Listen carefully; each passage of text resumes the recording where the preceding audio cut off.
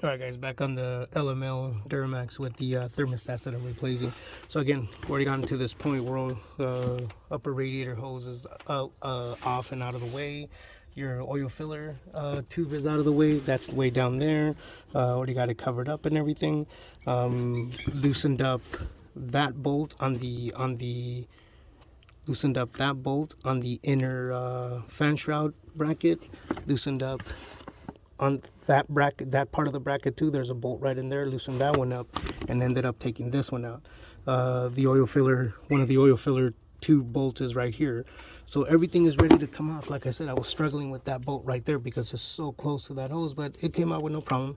Also, remember, once you pop this off of this holder, just leave it forward for now, so that way you can be able to access these rear bolts first, so you can get those bad boys out of the way. There it goes. See? Came out with no problem right there, even though it is a very tight space. Also got that one nice and loose. There it is.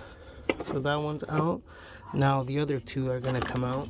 Now it's the time to grab this return line manifold or whatnot and move it out of the way, so that way it's not there. There it is.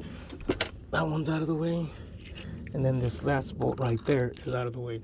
So now, as you can see, the thermostat housing is ready to come out. All 4 bolts are off. Already showed you how to loosen up the bracket and everything. So here, let's get it out. There it is. Of course, it's never easy. It's solid on there. But let me go ahead and see if I can grab it out from where it's at. There it goes. There it goes. See, and that's still holding on to it right there. See that part? See that? So that part of the fan shroud is still hanging on to it right there. It does not want to let it come out. See that? You can't pry up from there. So you gotta just, what I would do is grab the fan shroud and just kind of move it forward a little bit. There it is. See that? Yeah, let me show you. So there it goes. So then you gotta kind of sneak it out of right here. Down there, it's kind of catching on the return line holder. See, still catching right there.